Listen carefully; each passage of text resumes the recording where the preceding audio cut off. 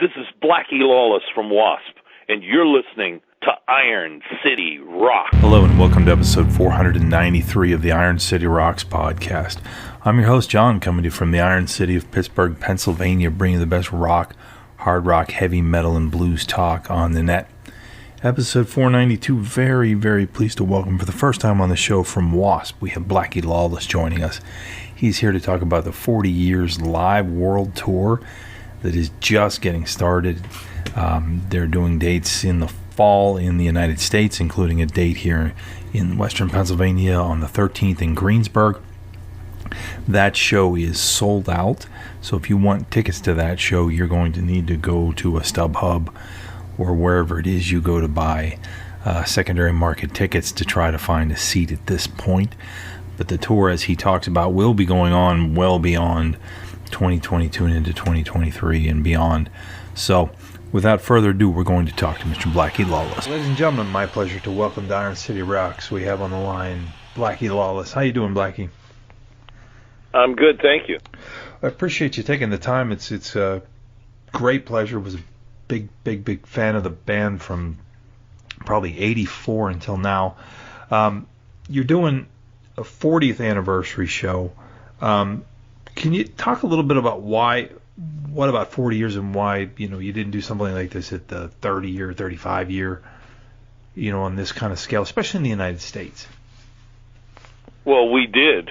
All around the rest of the world, we did the 30th anniversary show tour. It was called 30 Years of Thunder. And we took it everywhere except for America. And the reason being, and I'm just going to tell you flat out, the reason being was because of promoters in America. They did not believe that we could sell the tickets, and especially the tickets we're selling now. So we would get, there was grumbling from the fans in America, and rightfully so. And so I thought, you know what, I don't want to be the guy that's going to take the heat for this, for something that we didn't do. So, would Mom always tell you, hey, honesty is the best policy, right? So I just started pointing the finger at really where the blame would lie, and it was with promoters. And so I would tell, anybody that wanted to know, hey, if you want to see this band, then you're going to have to petition. You're going to have to let promoters know you're out there. Now, I'm thinking that's probably never going to happen because, it's important to understand whether it's us or any other band out there, I don't care who they are, if you give them a good offer and the venues are decent, those bands are going to go. I don't care where it is in the world. Those bands are going. That's what we're in business to do. Sure. But like I said, that wasn't the case here. So I'm thinking, well, the fans, they're going to grumble, but they're never really going to do anything. Well, a few thousand of them got together with each other. What I'm getting ready to say to you, it was absolutely incredible. And it was a groundswell. And they got together via the internet, and they started petitioning promoters. And so then we hired, a TKO as a booking agency here in the U.S., which are one of the bigger agencies, and they went to work on it. And it was a groundswell. It was I don't know of anything like this that's ever happened. Not in rock and roll anyway. I've been doing this a long time, and I've never heard of anything like this. Yeah. So that's really how it happened. So my tip of the cap to the fans. Yeah, and especially in 2022, and for a rock band, you see, obviously... Well, this actually goes back a couple of years. Sure. It started around 1920, somewhere around there. Sure, but I know, as a fan, of the band, I know when this came across my desk, it was like, wow, I can't wait to break this news, to our market, and people just went nuts, and then you throw in Armored Saint, it was almost like, that's almost too good to be true, to get both bands here, and you've got Michael Schenker obviously on some dates, which, that's even the cherry on the top, but, to see a show like this, and then you blink your eye and you realize there's like 2-3 seats in the entire venue that aren't sold. A couple days later, you're like, there's something to this. So it must be very gratifying for you, at this point, especially in post-COVID, the economy in the United States is kind of in the toilet. So people are, not running around with a ton of extra cash, but nobody wants to miss W.A.S.P. So it's got to be a very gratifying and validating for what you do. I mean, if you think about it, from the perspective of what I was saying about the fans using social network to get to network each other, it's incredible. I mean, I don't know any other way to describe it, and I don't want to overemphasize it, but I don't think I can. I mean, it's pretty amazing. Hey, in a word, it's humbling. Yeah. I mean, any artist that could have something like this happen to them, especially when you felt all along that you had the ability to do something. It would almost be like being, accused of something you didn't do, and you're about to go to jail, and some, Perry Mason swoops in at the last minute and, saves your hide over it. I would say it's not much different. Yeah, and when I think of, the band's history, especially the 80s, the whole, censorship issue, it always seemed like there were these kind of obstacles that the band kind of not only overcame but blew through, and that's a testament to the band, the quality of the product. That you don't have a lot of casual W.A.S.P. fans, I would say. And there is a dedication to what these folks do. They are passionate. It is remarkable. Like I said, it turns me into the RCA dog. Where you turn your head kind of crooked. Yeah. And go, wow. It is very, very cool. Do you think, in some respects, and it's interesting to look at, especially the bands that had, the huge breakout songs, like in, especially the late 80s, that were like mega FM hits.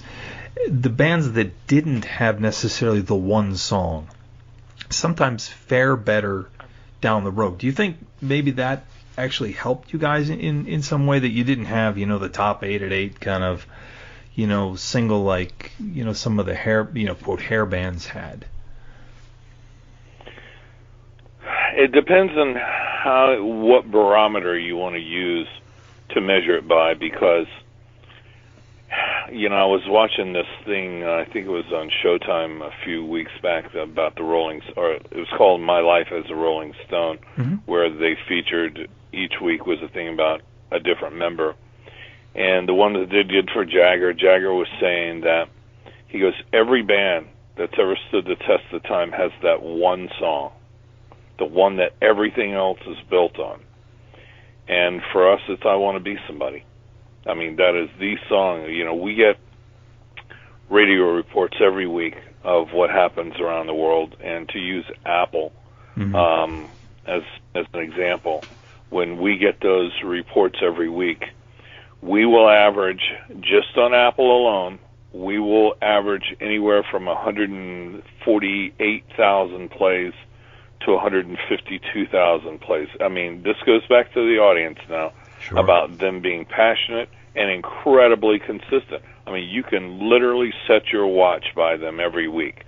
And in addition to that amount of plays for one streaming service, they also give you a list of the top songs, and they give you the top 3 every week. Those songs will vary from Wild Child, Blind in Texas, are 2 and 3, and sometimes they flip-flop, but consistently, and they will get somewhere around 10,000 plays a week. I Want to Be Somebody is consistently 25,000 plays every week. That's cool to hear. So, I mean, it's like... Yeah, it's interesting when you said that, because when I think of the band, and maybe it's just the time at which, I kind of, I obviously remember you guys in, the circus and the hit parader, but to actually be allowed, quite honestly, to go buy an album, it was, it was Blind in Texas, The Last Command. So when I think of the band, I'm kind of maybe the second wave. But that's cool because, I never thought of you guys as a singles band, and I mean that in the highest compliment. I don't look at your debut album and go, okay, that's, I Want to be somebody, and filler. It's a little sneaky. Yeah. And you are correct. Most people don't think of it as a singles band, but that's a good thing because when it comes to radio, you live by radio and die by radio. Mm-hmm. But when it's gone on for 40 years and you have X amount of songs in your catalog that are consistent at radio, it's pretty remarkable. Yeah. And I mean, then those numbers don't lie. It is astonishing. When the band started out, obviously, I think, I'll be quite honest, was probably a fan who bought your album before ever hearing it, just because of the image that you guys portrayed. How much, when you're putting that together, obviously, you're a musician, that's what you do, and that comes shining through that was the most important thing. But without the benefit of being an MTV darling and a lot of terrestrial radio stations awarding you guys, how important were the Nielses Lauers of the world to give you guys, or to help you portray that image in the magazines, which made people like me want to go buy the albums? Well, it was huge because when you take into consideration that any band that does visuals will really fall into a category of the audience listening with their eyes a lot of times and not their ears. So what you're saying as a performer is, hey, I'm going to be different, and I'm going to grab you by the nape of the neck and I'm going to make you pay attention to me. So if you're a band that does that, you have the additional pressure of the music not only having to be good, it has to be better than maybe someone who doesn't do a visual presentation, because the visual image is so overpowering, it has a tendency to dwarf the music. And we used to tell people in the beginning, when we first started, because, obviously this was happening even then, where, people were listening with their eyes and not their ears, and we would say to them, hey, yeah, but what about this first album? We think it's pretty good. Yeah. It's the kind of thing, if it comes on the radio and you're listening to it, we can't jump out of the speakers on the dashboard and start doing, the show right there for you. Those songs better stand on their own. And if they don't, we're in trouble. And we were trying to tell people that then. That first album is now considered a classic. But trying to tell people that at the time was very, very difficult because, like I said, when it comes to sight and sound, the majority of the time, sight is going to win out over sound. And, it's not, a problem that's unique to us. It's any band that does something like this.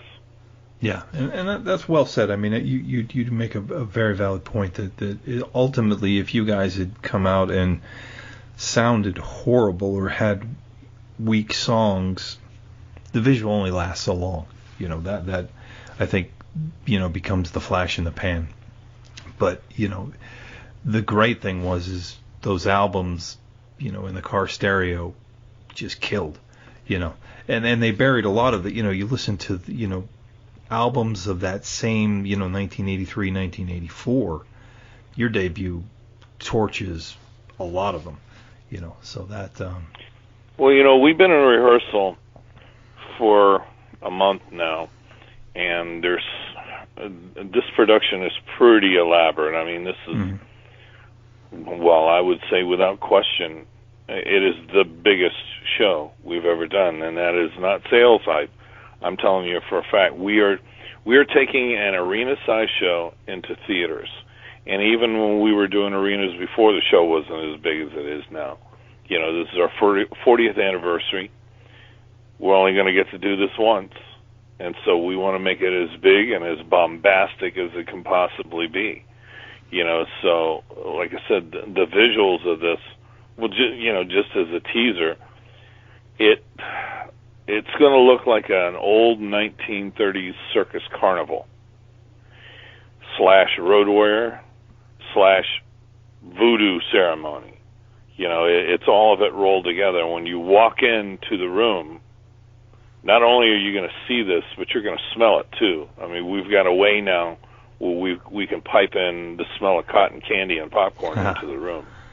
Excellent. And so we want to transform you and transport you into this environment and do this presentation honestly, and I can say without reservation, what people are getting ready to see on this tour, no rock band has ever done before. Now, I know that's a huge claim, but it's a fact. Is it, just to give people an idea, how much time, production-wise, like from the when you first started this idea of this tour to conception, goes into that, like as far as planning and the logistics and the of getting all that production together? 2 years. Okay, so you've got... I mean, it has been enormous. We equate what this show's going to be to a Broadway play because, like I said, to give you an idea alone of what creating a circus midway goes into, these circus banners vary in size anywhere from 4 feet to 9 feet high. And there are 16 of them around the stage. And when you walk in, you're going to see these old canvas circus banners. They've all been hand-painted. And like I said, the set overall is 16 feet high. And it's all over the stage. And like I said, when people walk into the room and this thing unveils itself, they're going to look at it and go, holy cow, look at the size of this thing. So the planning that went into that, plus there's video that's going on.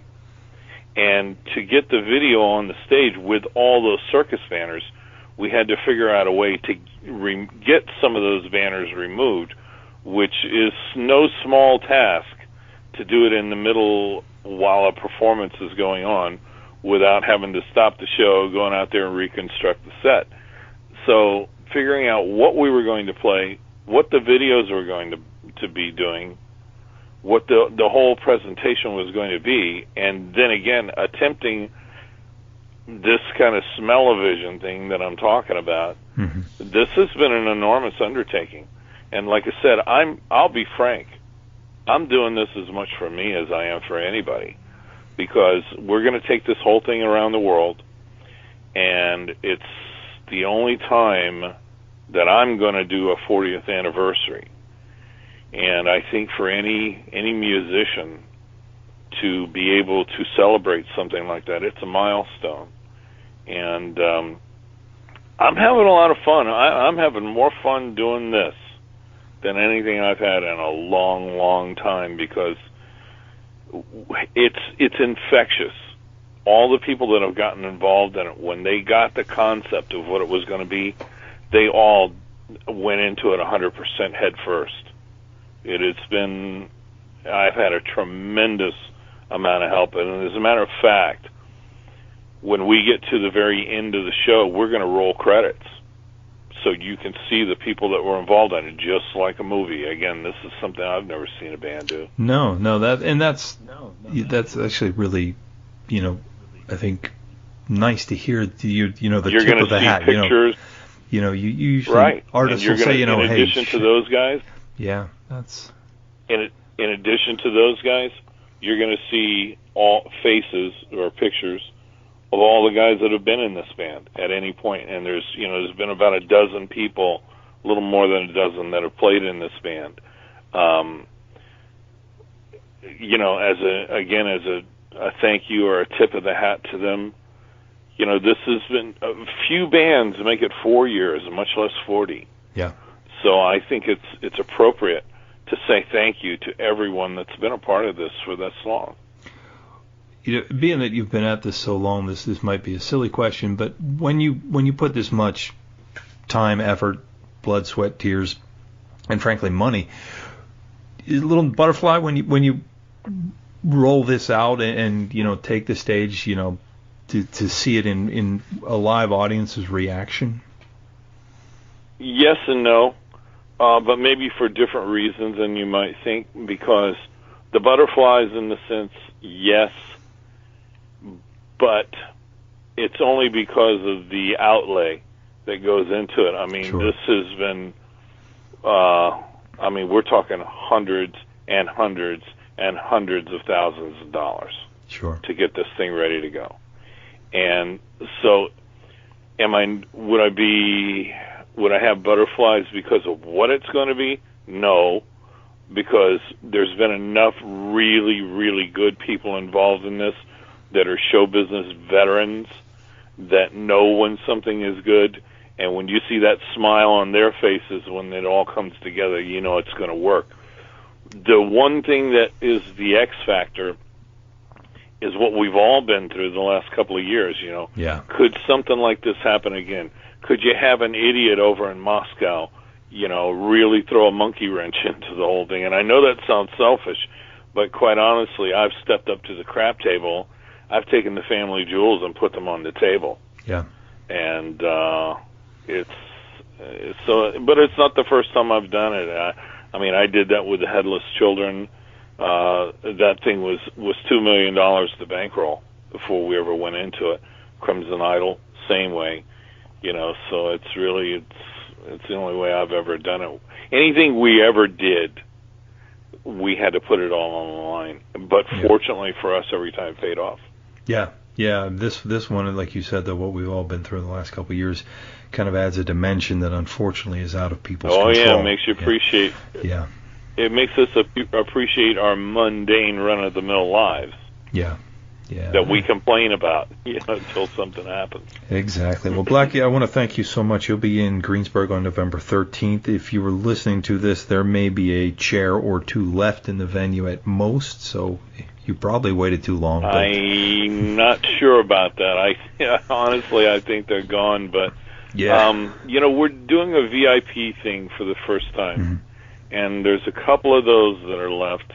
But fortunately, like I said, this fan base has been remarkable. Yeah, they're ready for it. Not only did they say what they wanted, but they stepped up and they proved it. And this is going to have a lasting impact on promoters for a long time. And again, to the fan base out there, thank you, folks. Awesome. Well, Blackie, I want to thank you so much. We will see you in just a little over a month, man. All right. Take care, John. I sure appreciate you taking the time.